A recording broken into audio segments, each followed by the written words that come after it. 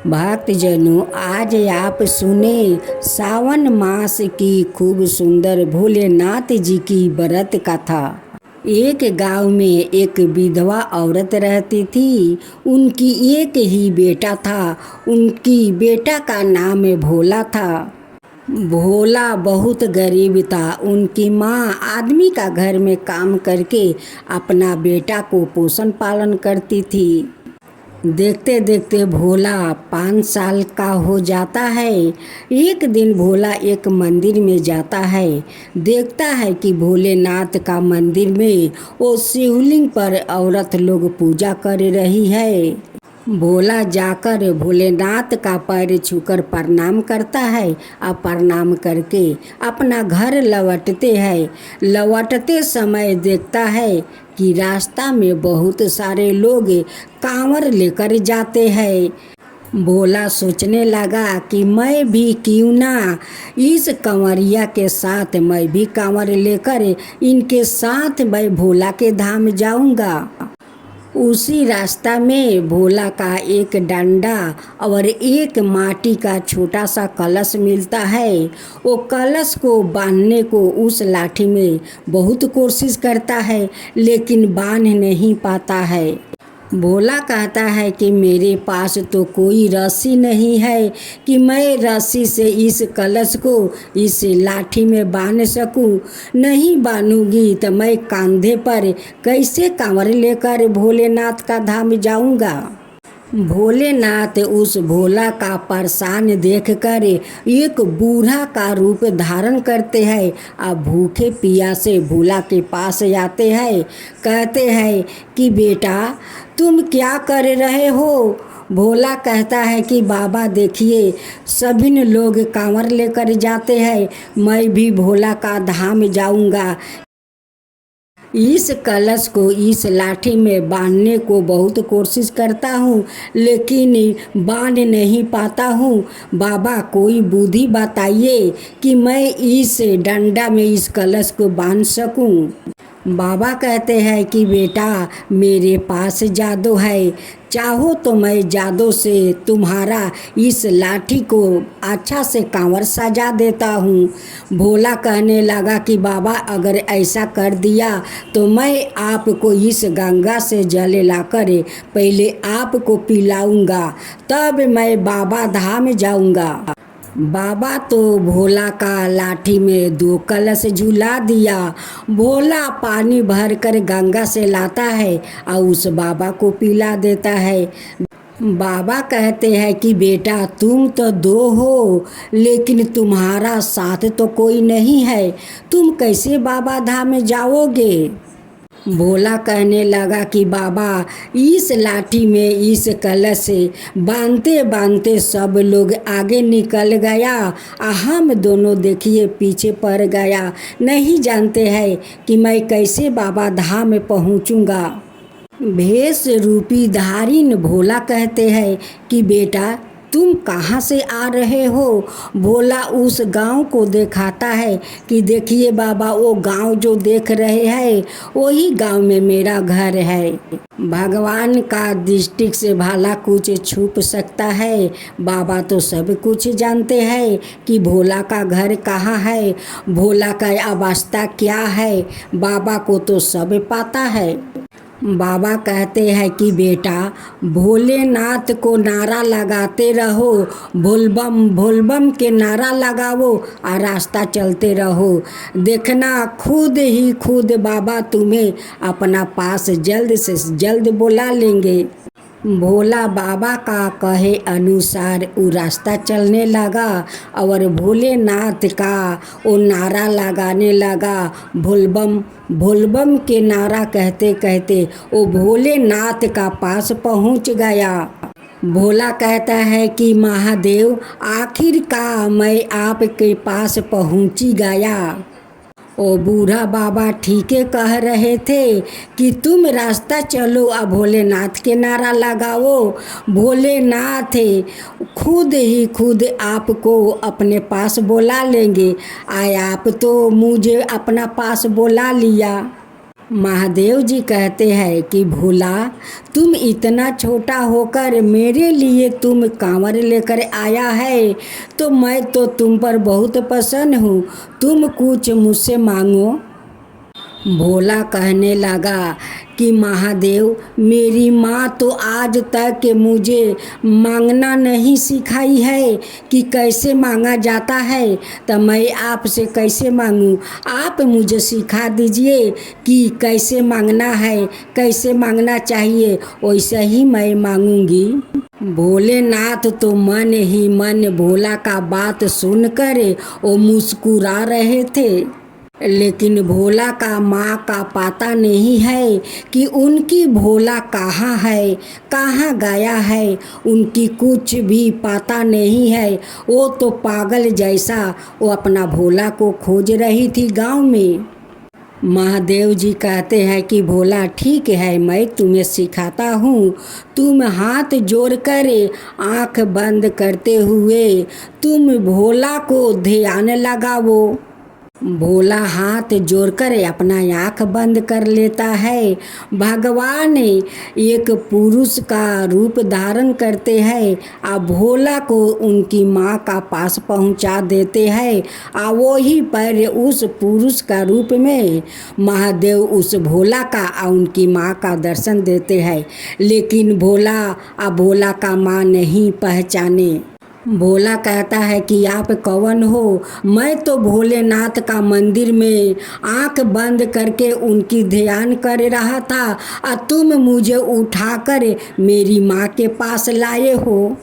तुम कौन हो और मुझे यहाँ पर कैसे लाए? मुझे तो पता नहीं चला कि तुम मुझे उठा कर लाए हो कि प्लेन में बैठा कर लाए हो, कैसे लाए हो, मुझे पता नहीं चला।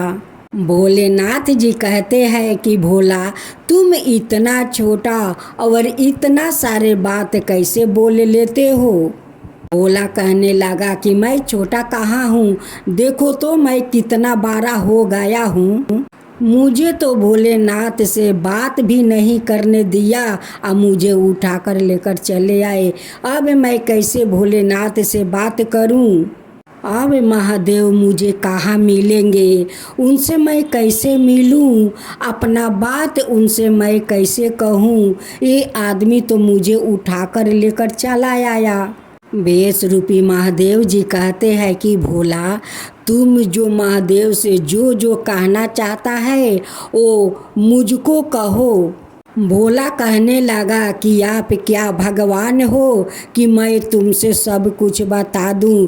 मैं तो बताऊंगा तो महादेव का ही बताऊंगा, उन्हीं को बताऊंगा। तुम्हें क्यों बताऊं? तुम भगवान हो। भोलेनाथ जी कहते हैं कि वही समझ लो। भोला कहने लगा कि अगर भगवान हो तो तुम भोला बन कर दिखाओ, तब मैं समझूंगा कि तुम भोलेनाथ हो। भगवान महादेव तो उस भोला का बात सुन कर वो मने मने मुस्कुरा रहे थे। कहने लगे कि अब तो मुझे इस भोला का दर्शन देना ही होगा।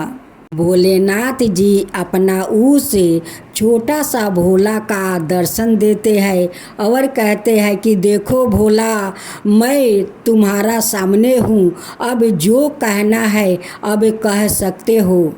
छोटा सा भोला महादेव को देखकर अपना हाथ जोड़कर प्रणाम करता है और कहता है कि भगवान, अब मुझे कुछ नहीं चाहिए, यही तो चाहिए कि मुझे भोलेनाथ अपना दर्शन दे। आपको दर्शन मुझे चाहिए और कुछ नहीं चाहिए भगवान। आपको दर्शन मिल गया, मुझे सब कुछ मिल गया।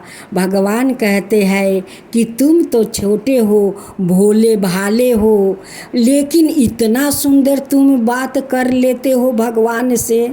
भोला कहता है कि भगवान, आप कितना रूप धरते हैं, देखिए तो आप एक आदमी का रूप धारण करके अब मुझे मेरा माँ के पास आप लाए, अपना दर्शन भी दिया। इससे ज़्यादा मुझे और क्या चाहिए भगवान, और क्या चाहिए? भोलेनाथ कहते हैं कि तुम्हें कुछ नहीं चाहिए। भोलेनाथ कहते हैं कि तुम्हें कुछ नहीं चाहिए भोला, लेकिन मैं तो सब कुछ दूंगा, तुम्हें सब कुछ दूंगा। इतना छोटा सा मेरा भोला है, अब मैं उन्हें भाला कुछ ना दूं। वो इतना दूर से चलकर मेरे कांवर लेकर आया है, भाला मैं उन्हें कुछ ना दूं। भोलेनाथ जी उनकी टूटे हुए घर को महल में बदल देते हैं, उनकी घर में बहुत सारा अन्न धन भर देते हैं और कहते हैं कि भोला उधर जरा मुड़ के तो देखो। जब भोला देखता है कहता है कि भगवान ये तो मेरा टूटा हुआ झोपड़ी था, ये तो आप महल बना दिया। सचमुच लोग कहता है कि भगवान में बहुत शक्ति है, बहुत शक्ति है। जो भगवान से मन से मांगो वो भगवान जरूर देता है। आज तो आप बिना मांगे मेरे को दे दिया।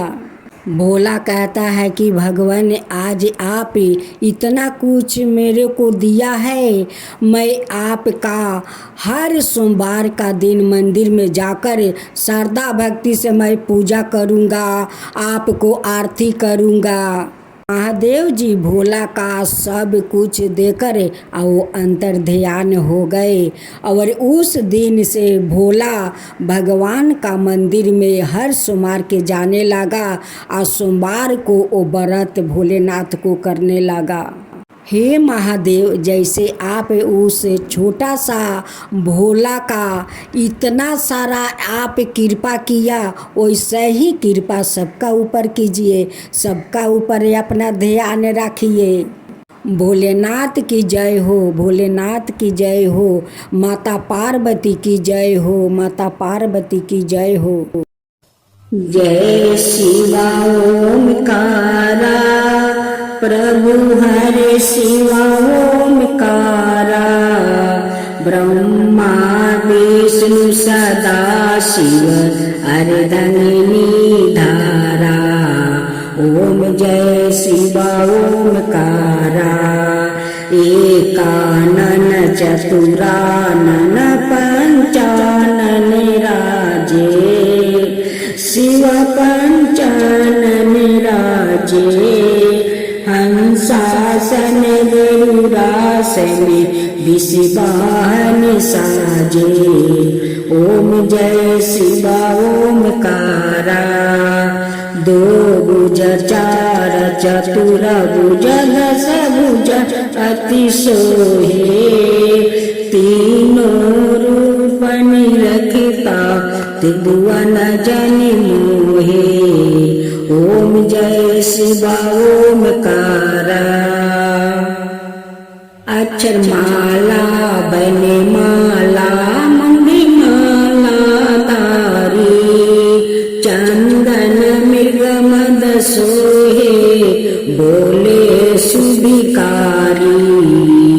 ओम जय शिवा ओमकारा, श्वेतांबर पीतांबर बागंबर अंगे, सनकादिक बरे मादिक भूतादिक संगे। ओम जय शिवा ओमकारा, करिके मध्यम कमंडल चक्र त्रिशूल धरता, जग करता जग भरता जग पालन करता। ओम जय शिवा ओमकारा, ब्रह्मा विष्णु सदा शिव जानते अविवेका, प्राण बचर के मध्यम याहे तीनों एका। ओम जय शिवा ओमकारा, तिरगुण शिव जी के आरती जो कोई नर गावे, शिवा जो कोई नर गावे। कहत शिवानंद स्वामी मन भजत शिवानंद स्वामी, मन बाचित फल पावे। ओम जय शिवा ओमकारा, जय शिवा ओमकारा। महादेव, हर हर महादेव। शिव गुरु के चरणों में शीश झुकाती हूँ। 56 कोटि देवी देवताओं को चरणों में शीश झुकाती हूँ। लीलम दीदी के चरणों में शीश झुकाती हूँ। हरिंदर भैया के चरणों में शीश झुकाती हूँ। गुरु बहना को नमन करती हूँ। गौ माता को चरणों में शीश झुकाती हूँ। जागा जागा महादेव, जागा जागा महादेव। भक्तजनों, आज आप सुने फल देने वाले भोलेनाथ की शिव चर्चा व्रत कथा। इस शिव चर्चा कथा सुनने से भोलेनाथ आपके भी भंडार भर देंगे, सारे इच्छा पूरा कर देंगे। भक्तजनों, सावन महीना तो आने वाला ही है, लेकिन कांवर तो निकल चुका है। इस भोलेनाथ का कथा आप जरूर सुने, क्योंकि सावन महीना में भोलेनाथ का पूरा कथा सुना जाता है। भोलेनाथ प्रसन्न होकर आपके भंडार भर देंगे, आपके सारे इच्छा पूरा कर देंगे।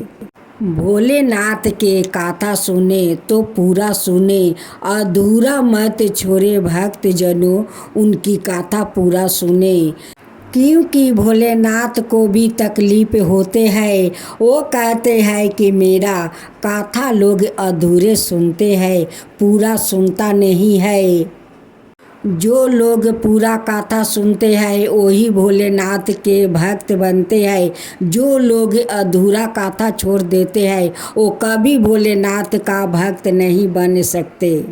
आप कथा सुनते हैं। जोरुआ 2 बहनें थी, एक गंगा और एक जमुना। दोनों बहनें हर सोमवार को मंदिर जाती है और भोलेनाथ को पूजा करती है। गंगा बहुत मन का सफैया थी। उनका मन में ना हिरसा और ना छल कपट था। वो बहुत सीधे साधे लड़की थी। लेकिन जमुना का मन में हमेशा हिरसा और शैतानी रहता था। वो अपना बहन गंगा के साथ हमेशा नकल करती थी। जैसे गंगा करती थी वैसा ही जमुना करती थी। एक दिन गंगा बाजार जा रही थी, साथ में जमुना जाने लगी। जो गंगा कीन रही थी वही जमुना कीनती है और दुकानदार से जमुना झगड़ा करने लगती है। एक तो सारे पोचे फल रखते हो और ज़्यादा दाम पकड़ते हो। अगर ऐसे सारे पोचे फल रखोगे तो तुम्हारा फल कौन लेगा, कौन किनेगा। दुकानदार कहता है कि तुम्हें बुलाया था कि मेरा फल ले जाओ। गंगा कहती है कि जमुना, तू जहाँ जाती है वहाँ झगड़ा करने लगती है, क्यों उसको पैसा दे दे। फल तो बेचारा अच्छा अच्छा फल रखा है, कहाँ सड़े हुए फल है। दोनों बहनें फल लेकर घर आती है। एक बगीचा में फूल लाने जाती है। जब गंगा लाल पियर फूल तोड़ने लगी तो वो भी लाल पियर फूल तोड़ने लगी। उसी समय एक औरत आई फूल लेने। अब तो जमुना उस औरत से झगड़ने लगी, कहने लगी कि हम लोग के देखा देखी तुम भी फूल लेने आ गई। वो औरत कहने लगी कि तुम लोग भोलेनाथ को चढ़ाओगी, मैं नहीं चढ़ाऊंगी। तुम लोग के लिए ये फूल का बगीचा है, मेरे लिए नहीं है। एक दिन गंगा का माता पिता सोचने लगे कि मेरे बेटी दोनों बड़ी हो गई है, अब दोनों को शादी कर देना चाहिए। गंगा जमुना का माता पिता घर भर ढूंढने जाते हैं। एक ही घर में 2 लड़का मिल जाता है। दोनों बहनें का माता पिता एक ही घर में शादी कर देते हैं। दोनों बहनें अपना ससुराल जाती है। गंगा ससुराल में जाकर अपनी सभी परिवार को मन जीत लेती है और अपना संसार करने लगती है। लेकिन जमुना तो ससुराल में जाकर अपना सास ननद जेठानी से वो झगड़ा करती है। गंगा एक छोटा सा माटी के घड़ा आनती है। जब जमुना देखती है कि गंगा माटी का घड़ा लाई है, वो भी जाकर मिट्टी का घड़ा लाती है। दोनों बहनें घारा में जल भर लेती है। गंगा को प्यास लग जाता है, वो फिर से पानी पीने चल जाती है। इधर भोलेनाथ गंगा का मिट्टी के घड़ा सोने में बदल देते हैं और उसमें बहुत सारा मोहर हीरा भर देते हैं। जब जमुना का नज़र पड़ी तो अपना मिट्टी के घड़ा ले जाकर उस जगह पर रख देती है और गंगा का सोने के घड़ा उठाकर वो घर चल देती है। जमुना बहुत खुशी थी कि मेरा तो भाग लौट गया, मेरा तकदीर खुल गया कि इतना सारे सोने का कलश में मोहर भरा मिला। गंगा उसी मिट्टी का घड़ा में जल भर कर घर जाती है और घर के अंदर कलश रख देती है। आया कर बाहर में काम करने लगती है। काम करते करते गंगा को प्यास लग जाता है। गंगा जाती है उस कलश से पानी पीने। जाकर क्या देखती है? वो देखती है कि मिट्टी के घड़ा तो सोना में बदल गया है और उसमें बहुत सारा हीरा मोती मोहर भरा हुआ है। जब जमुना अपना घर के अंदर जाती है कि मैं कलश को जाकर देखूं तो वो जाकर देखती है, जैसे उस कलश में हाथ लगाती है वैसे कलश फूट जाता है और उसमें से कीड़ा मकोड़ा हाडा बिरनी दुनिया का घर में पसर जाता है। जमुना ये सब देख कर चिल्लाने लगती है और चिल्लाते चिल्लाते अपना बहन के पास आती है। बहन कहती है कि क्या हुआ जमुना कि तुम इतना ज़ोर से चिल्ला रही हो? जमुना कहती है कि मेरे घर में बहुत सारा हाडा बिरनी कीड़ा मकोड़ा भरा हुआ है। उसी समय भोलेनाथ एक साधु का रूप धारण करते हुए आते हैं।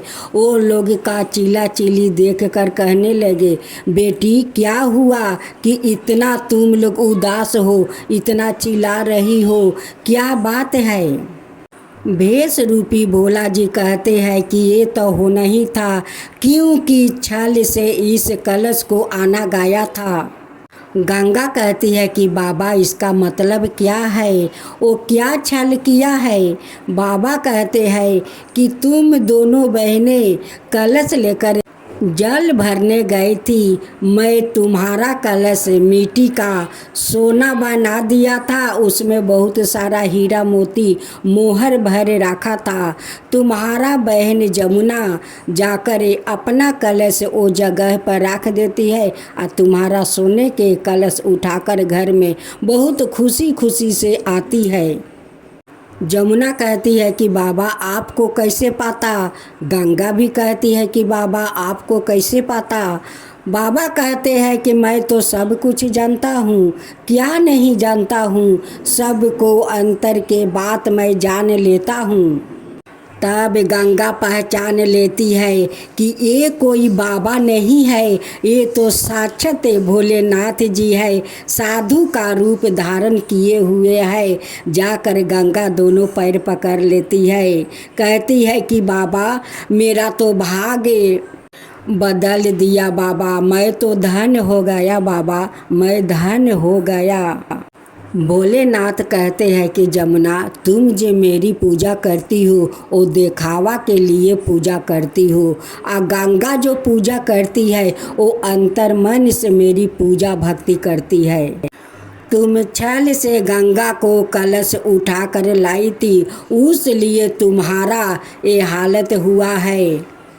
जो मनुष्य मेरा अंतर मन से पूजा भक्ति करते हैं उन पर मैं प्रसन्न हो जाता हूँ, उनकी सारे इच्छा पूरा कर देती हूँ। जो लोग दिखावे के लिए करते हैं उनकी वैसे ही हालत होता है।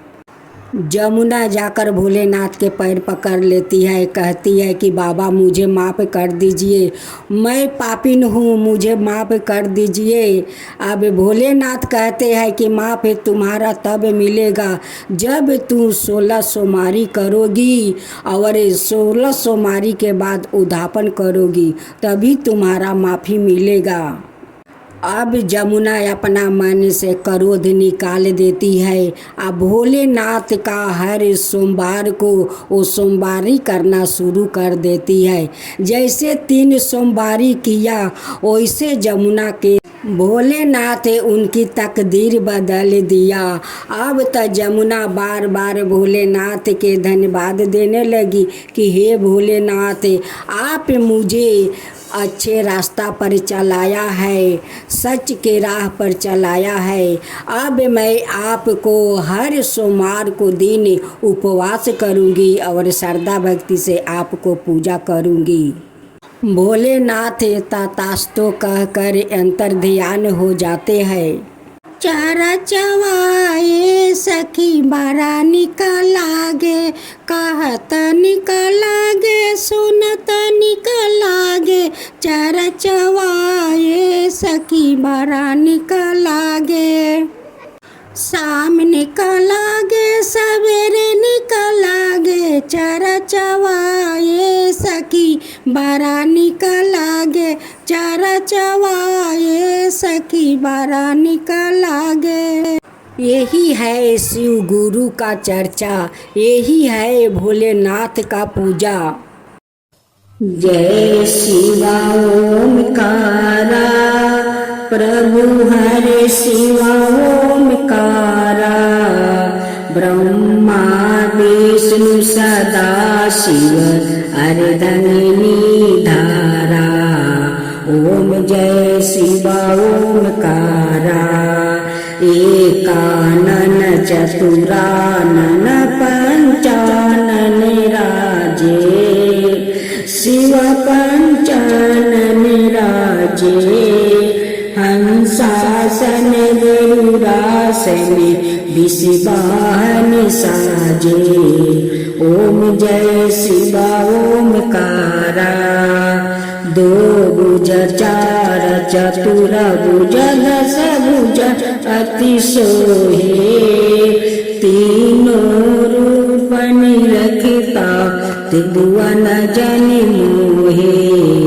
ओम जय शिवा ओमकारा, अक्षर माला बने माला मंगली माला तारी। चंदन मृग मद सोहे, बोले सुभिकारी।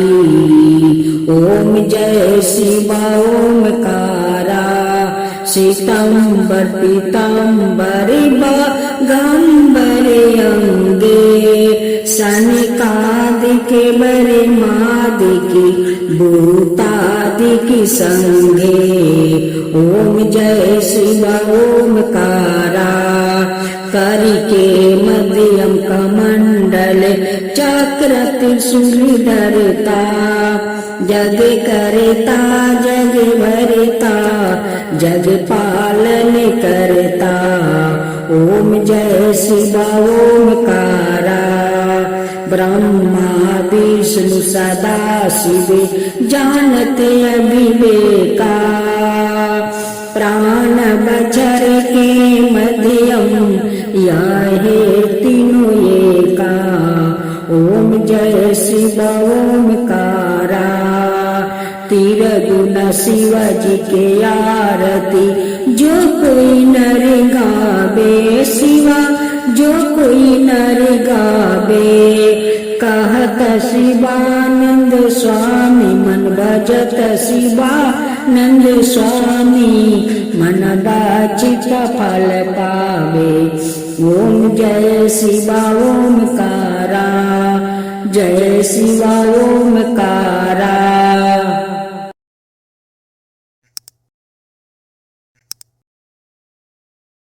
भक्त जनों, आज आप सुने सावन मास में शिव गुरु का शिव चर्चा व्रत कथा। एक गांव था, उस गांव में एक जेठानी और देवरानी रहा करती थी। दोनों एक आंगन में रहती थी। जेठानी अपना आंगन से लेकर बाहर तक सर सफैया रखती थी, लेकिन देवरानी कहाँ कहाँ से जंगल लेकर वो आंगन में लगा कर रख देती थी। जेठानी सारा जंगल उठाकर और वो बाहर में फेंक आती है। जेठानी देवरानी को कुछ नहीं कहती है, वो जंगल लगा देती है या जेठानी झाड़ कर फेंक देती है। एक दिन उनकी पड़ोस में शिव चर्चा था। जेठानी सुबह उठकर घर आंगन सफाइया कर लेती है, काम धंधा कर लेती है, करके कहती है कि आज तो मेरा शिव चर्चा में जाना होगा।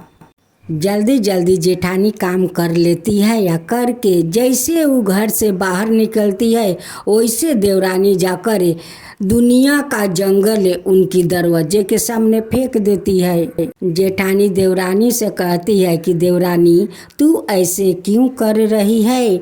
मैं सारा दिन झाड़ झाड़ कर साफा करती हूँ और तू जंगल कहाँ कहाँ से लाकर अंगना में तू लगा देती है, क्यों ऐसे करती है? देवरानी कहती है कि मेरा मर्जी, मैं जहाँ चाहूँ वहाँ जंगल रख सकती हूँ। जेठानी शाम को चर्चा में चली जाती है। जब चर्चा से आकर देखती है तो उनकी दरवाजा पर वैसा ही जंगल पड़े है। जेठानी कहती है कि देखो देवरानी, ये जो तू कर रही है ये ठीक नहीं कर रही है।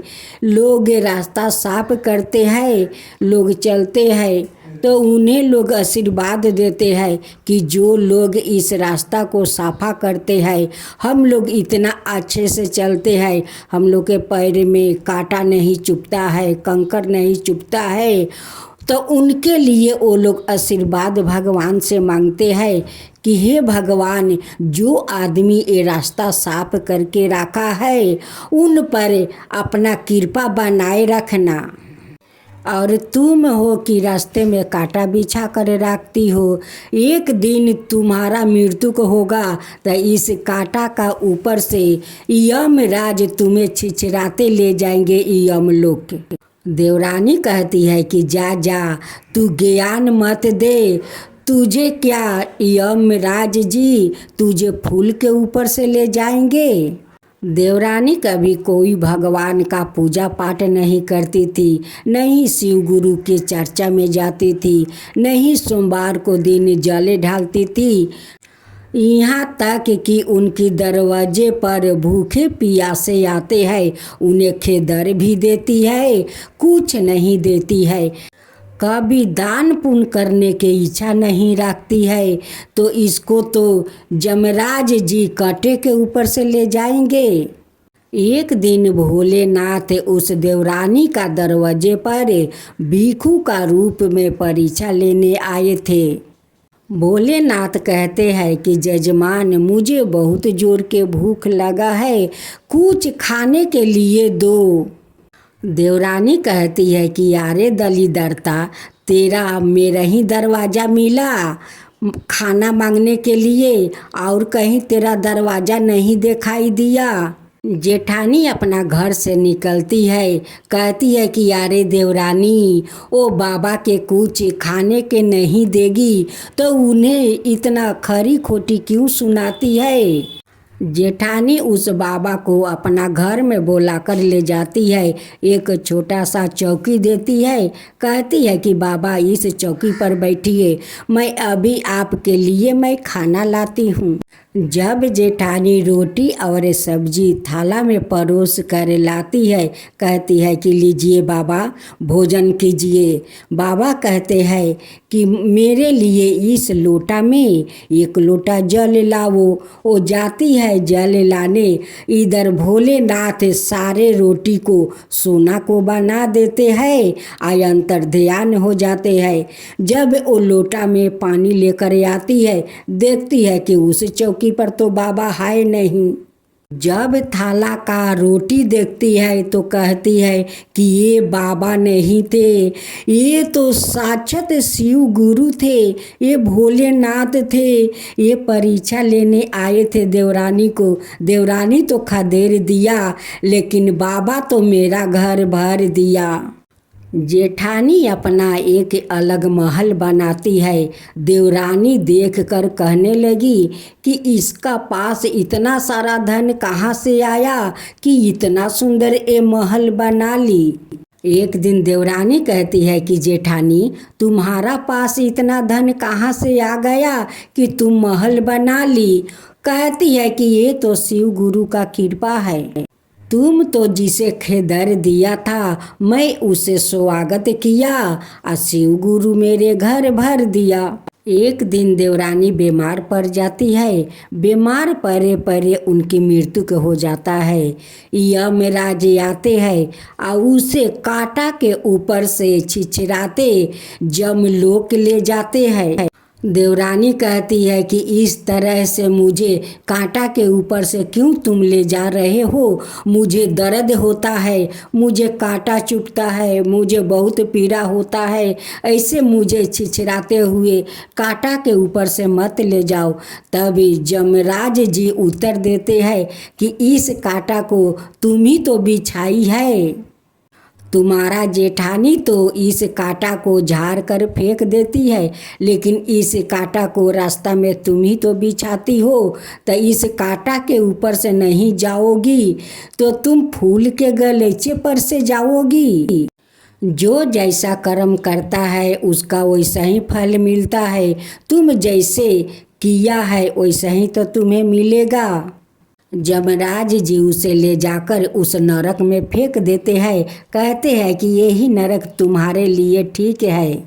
फिर कुछ दिन का बाद जेठानी बीमार पड़ जाती है। बीमार पड़े पड़े उसी बिछौना पर पड़ी रही। एक दिन यमराज जी आए और उन्हें उठाकर अपना विमान पर बैठा कर जमलोक ले गए और ले जाकर उन्हें फूल का गलीचा पर बैठा दिया। देवरानी उस नरक में से देख रही थी। देवरानी यमराज से कहती है कि भगवान, उसे फूल के गलीचा पर आप रख दिया और मुझे इस नरक में क्यों फेंक दिया। उसी समय भोलेनाथ वहाँ पर प्रकट होते हैं और कहते हैं देवरानी से कि तुम्हारे दरवाज़ा पर एक दिन मैं गया था भोजन मांगने के लिए, लेकिन तुम तो मुझे खिदर दिया, दलीदरता तक कहा और उस जेठानी तुम्हारी मुझे बुला कर ले गई, कुर्सी दिया, भोजन दिया, हमारा स्वागत किया।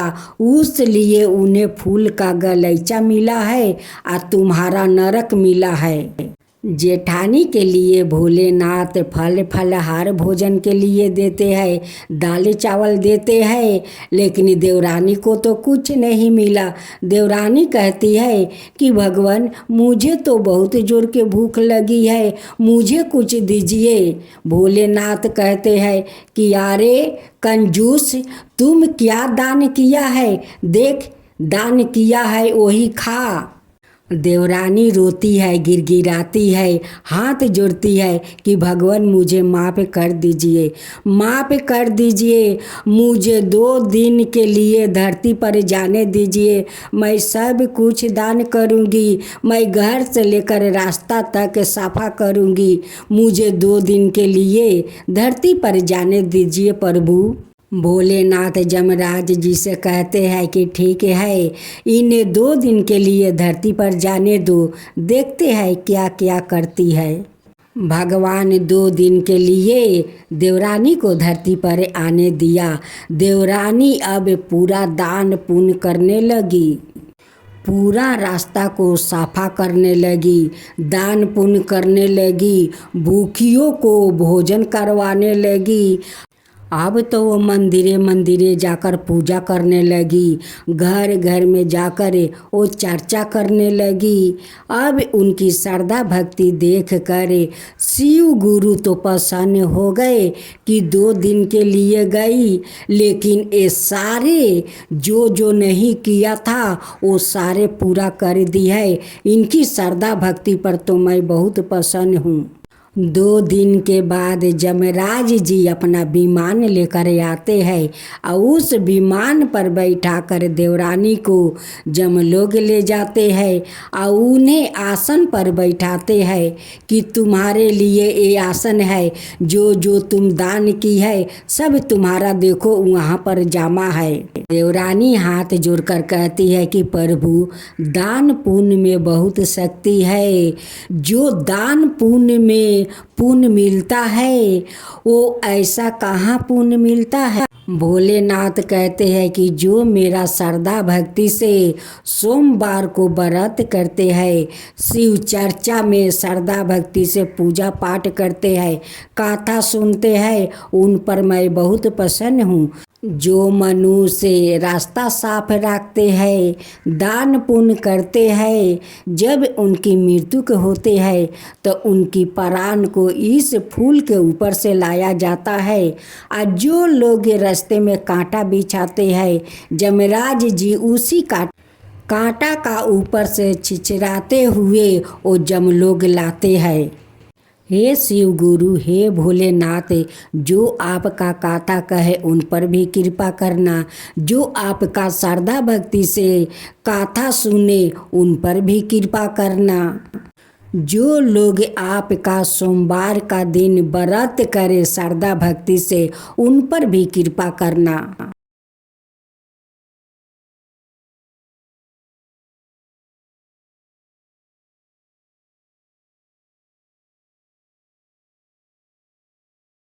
भक्तजनों, सावन मास की कांवर तो निकलना शुरू हो गया।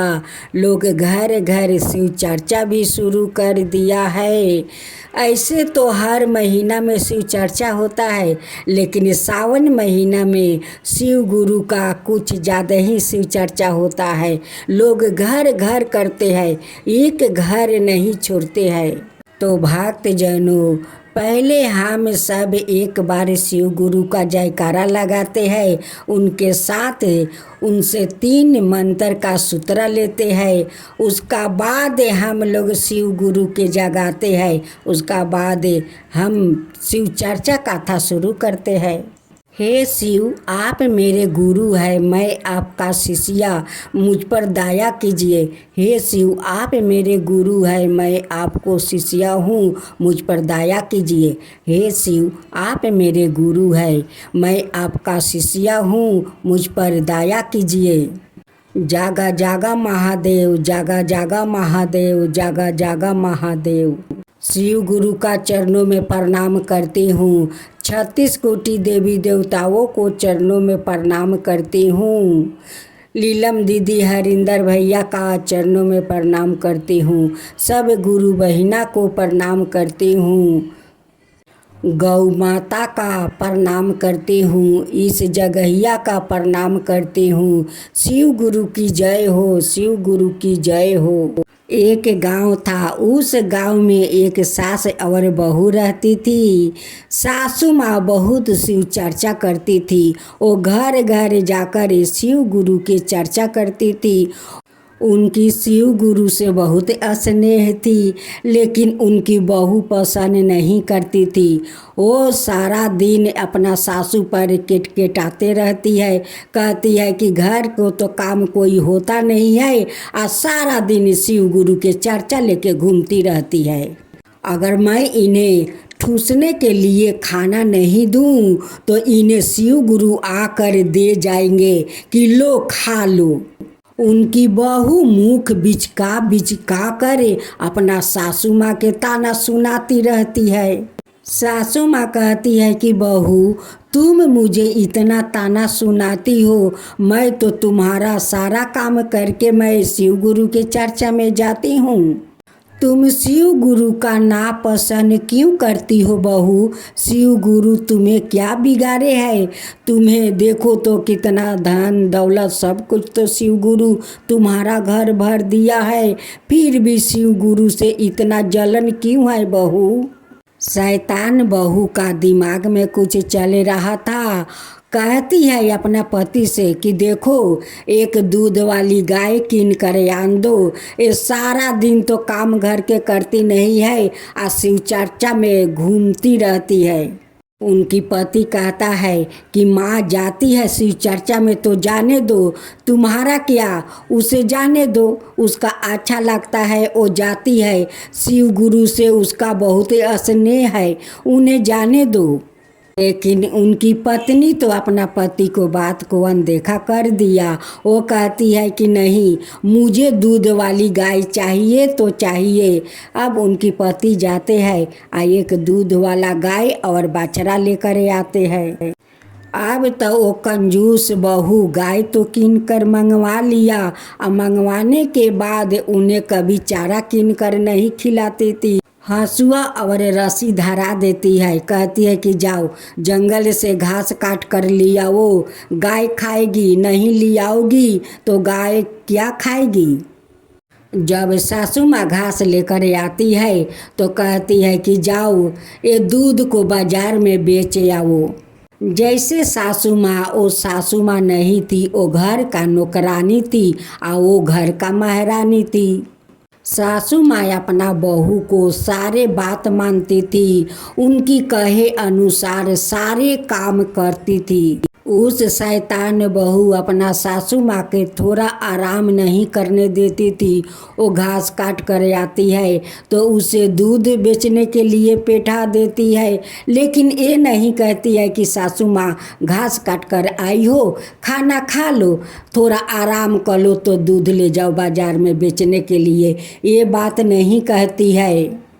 सोमवार का दिन था। सासू माँ कहती है कि आज तो सोमवार के दिन है, शिव गुरु का मंदिर में जाना है, उनकी पूजा करना है। उस दिन बहू जाती है, कुछ तो लेकर जाती नहीं है और वहाँ पर जाकर बड़े बड़े आँख करके शिव के सामने बैठ जाती है।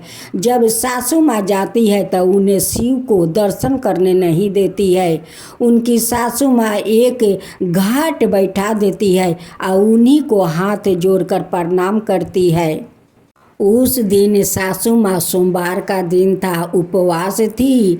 वो दूध बेचने जाती है तो बेचारी का बहुत कमजोरी लगने लगा।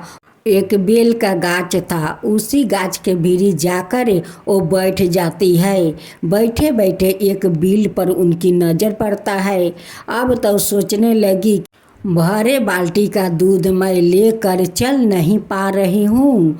आधे दूध उस बिल में गिरा देती है और आधे बाल्टी का दूध वो बाजार में बेचकर वो घर जाती है। अपना बहू का 50 रुपया देती है। अब तब बहू कहती है कि दूध, कहीं तुम रास्ते में दूध पी तो नहीं जाती हो, रोज 100 रुपया देती हो, आज 50 क्यों। सासू माँ कहती है कि रास्ते में मुझे भूख लगा तो मैं दूध पी लिया।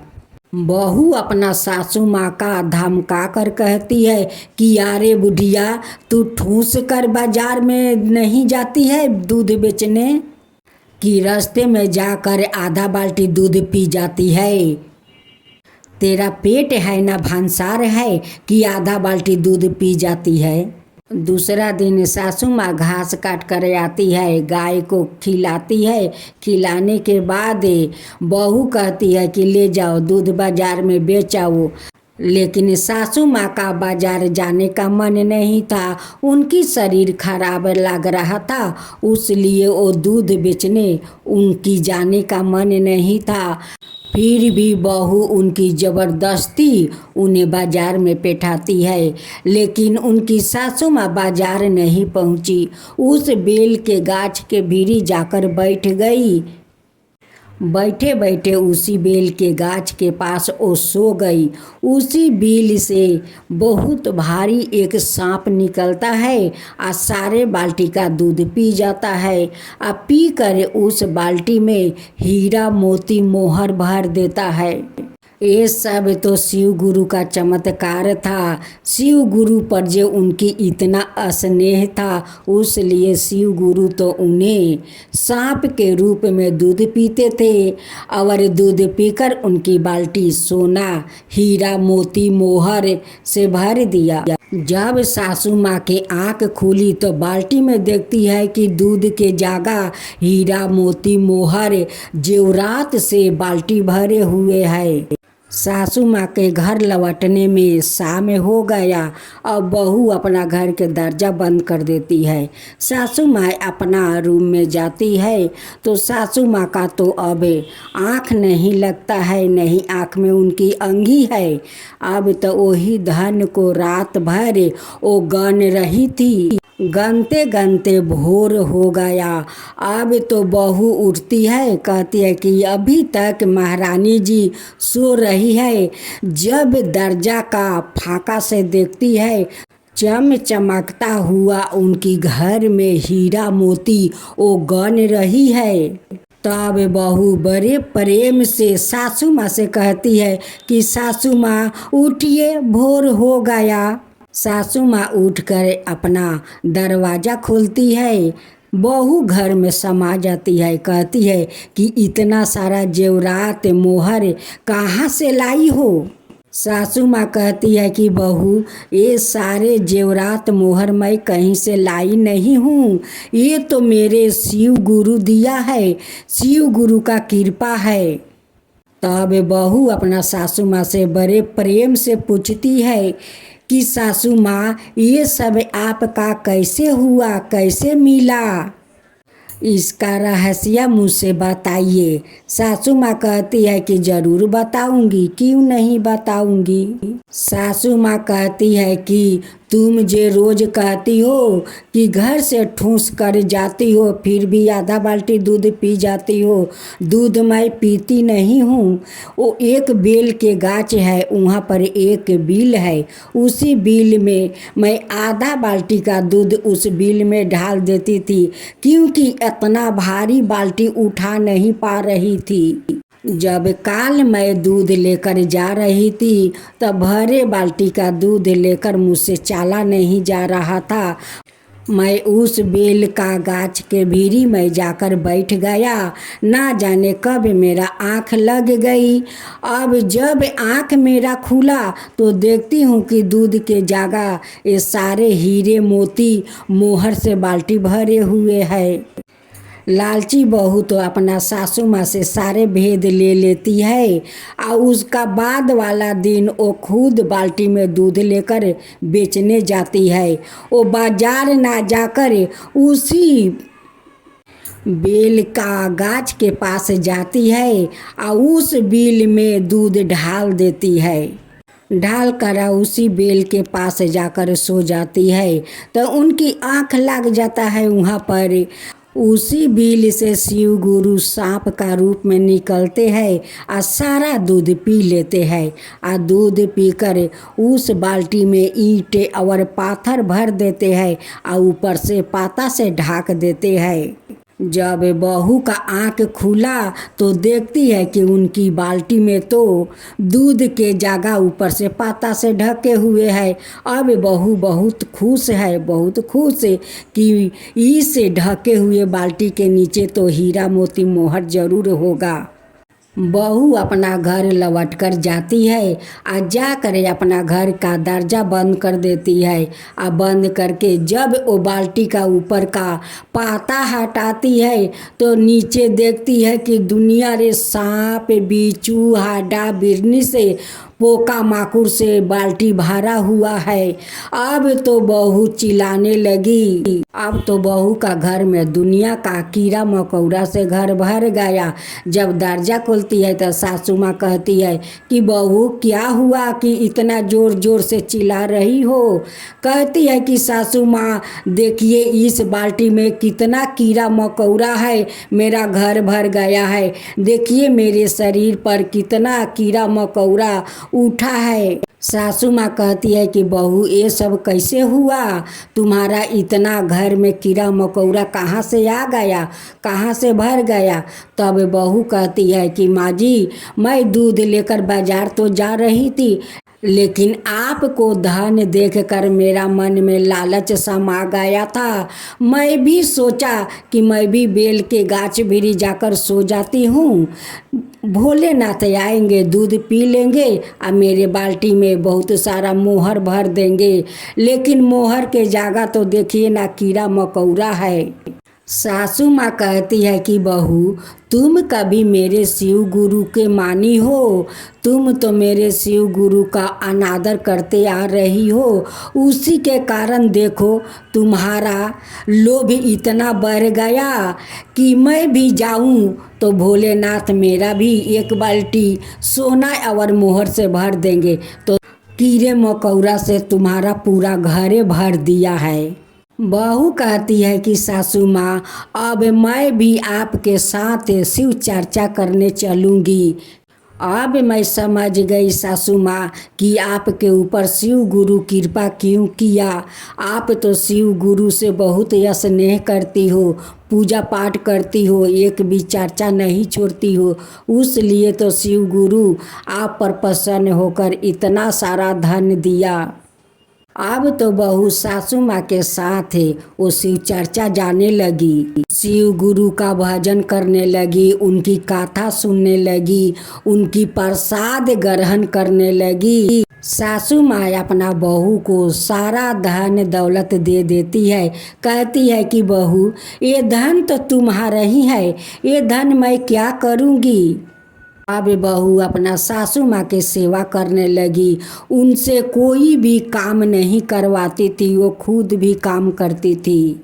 कहत निकलागा सुनत निकलागा, चरचवा ये बहिना बड़ा निकलागा, चरचवा ये बहिना बड़ा निकलागा, शाम निकलागा सवेरे निकलागा, शाम निकलागा सवेरे निकलागा, चरचवा ये बहिना बड़ा निकलागा, चरचवा ये बहिना बड़ा निकलागा, कहत निकलागा सुनत निकलागा, चरचवा ये बहिना बड़ा निकलागा, चरचवा ये बहिना बड़ा निकलागा।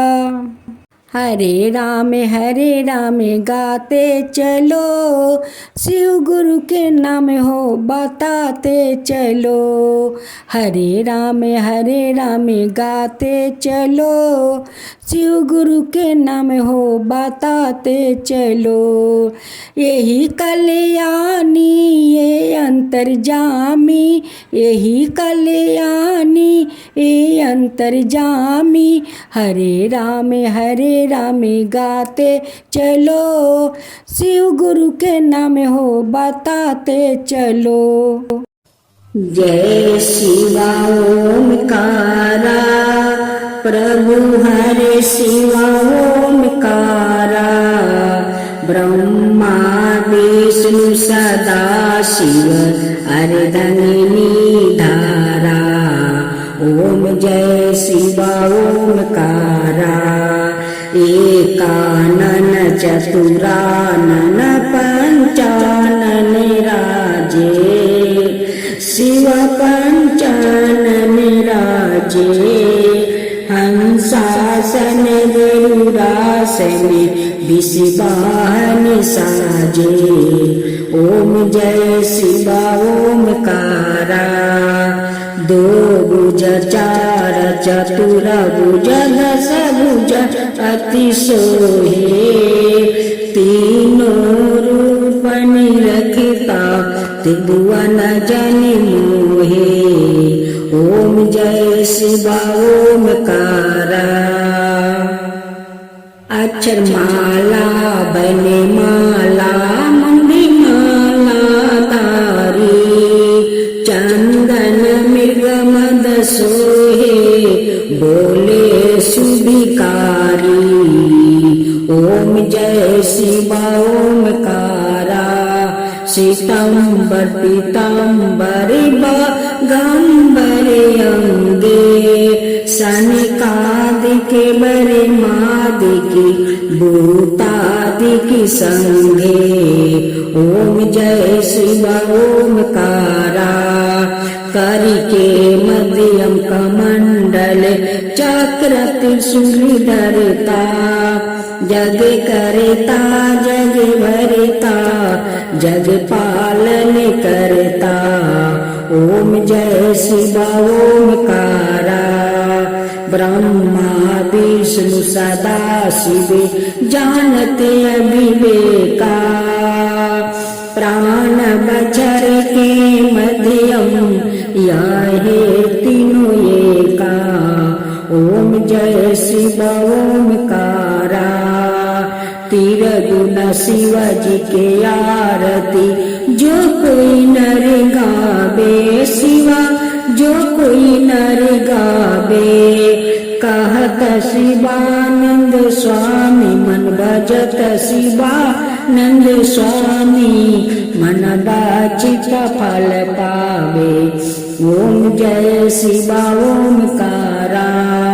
जय शिवा ओमकारा।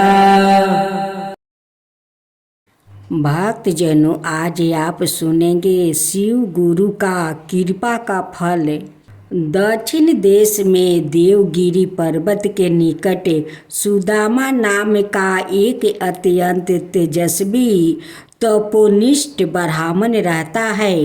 उसकी पत्नी का नाम सुदेहा था। दोनों में परस्पर बहुत प्रेम था। किसी प्रकार का कोई कष्ट उन्हें नहीं था, लेकिन उन्हें कोई संतान नहीं थी। ज्योतिषी गणना से पता चला कि सुदेहा के गर्भ से संतान नहीं हो सकती। सुदेहा संतान की बहुत इच्छुक थी। उसने अपना पति को आग्रह करके सुदामा का दूसरा विवाह अपनी छोटी बहन से करवा दिया। पहले तो ब्राह्मण देव को यह बात नहीं जची, लेकिन अंत में उन्हें पत्नी की जिद के आगे झुकना पड़ा। वो उसका आग्रह टाल नहीं पाए। वो अपनी पत्नी को छोटी बहन सुषमा को विवाह करवाकर घर ले आए। सुषमा अत्यंत विनीत और सदाचारणी स्त्री थी। वो भगवान शिव की अनाय भक्त थी। प्रतिदिन 101 पथरिया शिवलिंग बनाकर हृदय के सच्ची निष्ठा के साथ उनका पूजन करती थी। भगवान शिव जी की कृपा से थोड़े ही दिन बाद उसके गर्भ से अत्यंत सुंदर और स्वस्थ बालक ने जन्म लिया। बच्चे के जन्म से सुदेहा और सुषमा दोनों को खुशी आनंद का ठिकाना ना रहा। दोनों के दिन बड़े आराम से बीत रहे थे, लेकिन ना जाने कैसे थोड़े ही दिनों बाद सुदेहा के मन में एक कुविचार ने जन्म ले लिया। वो सोचने लगी कि मेरे तो इस घर में कुछ है नहीं, सब कुछ सुषमा के है। मेरे पति पर भी उसने अधिकार जमा लिया, संतान भी उसी का है। यह कुविचार धीरे धीरे उसके मन में बढ़ने लगा। इधर सुषमा का वो बालक भी बड़ा हो रहा था। धीरे धीरे वो जवान हो गया, उसका विवाह भी हो गया। अब तक सुदेहा के मन का कुविचार रूपी अक्रूर एक विशाल वृक्ष का रूप ले चुका था। अनंत एक दिन उसने सुषमा के आहू पुत्र को रात में सोते समय मार डाली। उसके शिव को जाकर उसे उसी तालाब में फेंक दिया, जिससे सुषमा प्रतिदिन पथरिया शिवलिंगों को फेंका करती थी। सुबह होते ही सबको इस बात का पता लग गया। पूरे घर में कोहराम मच गया। सुदेहा माँ और उसकी पुत्रा वधू दोनों सिर पीट कर फूट फूट कर रोने लगी। लेकिन सुषमा नित्य की भांति भगवान शिव की आराधना में तल्लीन रही, जैसे कुछ हुआ ही नहीं हो। पूजा समाप्त करने के बाद वो पथरिया शिवलिंगों को तालाब में छोड़ने के लिए चल पड़ी। जब वो तालाब से लौटने लगी, उसी समय उसका प्यारा लाला तालाब के भीतर से निकलकर आता हुआ दिखलाई पड़ा। वो सादा की भांति आकर सुषमा के चरणों पर गिर पड़ा, जैसे कहीं आस पास से ही घूम कर आ रहा हो। इसी समय भगवान शिव भी वहाँ प्रकट होकर सुषमा से वर मांगने को कहने लगे। शिव जी ओ सुदेहा की घिनौनी करतूत से अत्यंत क्रोध हो उठे। अपने त्रिशूल द्वारा उसका गला काटने को उदित दिखलाई दे रहे थे। घुसमा ने हाथ जोड़कर भगवान शिव से कहा, प्रभु, यदि आप मुझ पर प्रसन्न है तो मेरी उस अभागिन बहन को क्षमा कर दे। निश्चित ही उसने अत्यंत जघन्य पाप किया है, किंतु आपकी दया से मुझे मेरा पुत्र वापस मिल गया है। अब आप उसे क्षमा करें भगवान। भक्तजनों, आज आप सुने सोमवार के दिन शिव चौपाई। जय गिरिजापति दीन दयाला, सादा करत संतन प्रतिपाला।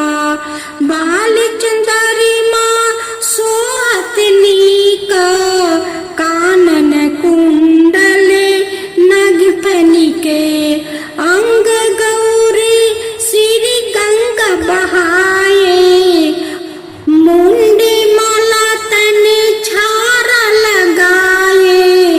वस्तु खल बागंबर सोहे, छवि को देखी नगमन मोहे।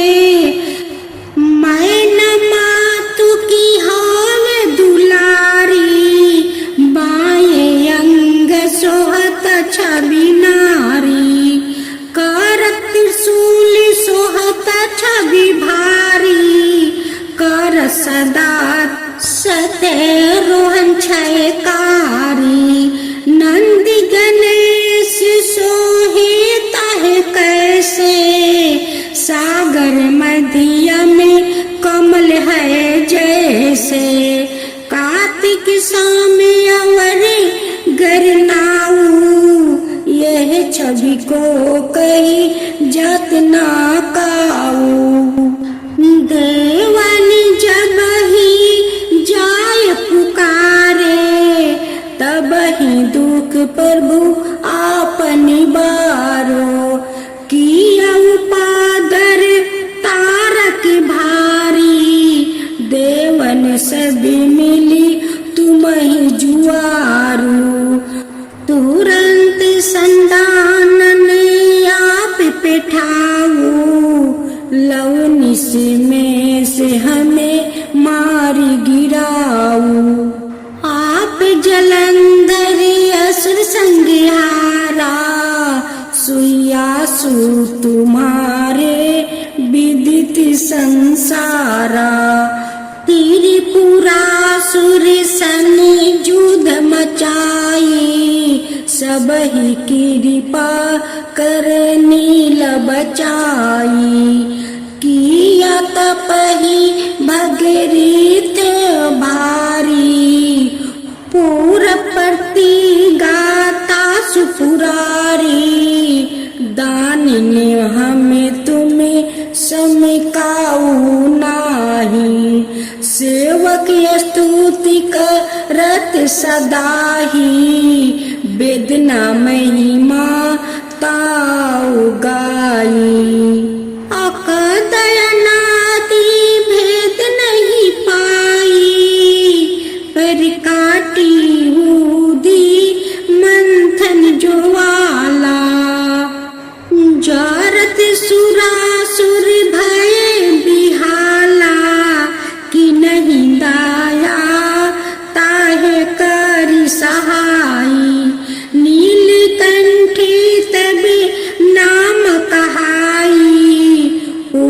चंद्रमा जबे कि नहे जीत के लंका विभीषण दिनहा साहसी कमल में हो रहे धारी कि नह परीक्षा तब ही पुरारी एक कमल प्रभु रखऊ जोई कमल नयन पूजन चाहे सोई कठिन भक्ति देखी प्रभु शंकर भयो प्रसन्न दियो चित बारा जय जय जय अनंत अविनाशी करत कृपा सबके घटवासी दुष्ट सकल निते मोहि सताबे भरमत रहो मोहि चैन न आवे तराही मैं नाथ पुकारो ओही अवसर मोहि आन उबारो लो त्रिशूल सते रोहन को मारो संकट से मोहि आन उबारो माता पिता भरे ता सब कोई संकट में पूछता नहीं कोई स्वामी एक है आस तुम्हारी आया हरहु मम संकट भारी धन निधन को देत सदाई जो कोई जाचे सो फल पाही स्तुति के ही विधि करो तुम्हारी क्षमहु नाथ अब चूक हमारी शंकर हो संकट के नाशन मंगल कारण विदन विनाशन योगी अति मुनि ध्यान लगावे शारद नारद शीश नवावे नमो जय नमो शिवाय सूर्य बरमादि के पार ना पाए जो यह पट कर मन लाई तापर होते हैं प्रभु सहाई ऋषियों जो कोई हो अधिकारी पाठ करे सो पवनहारी पुत्रहीन करे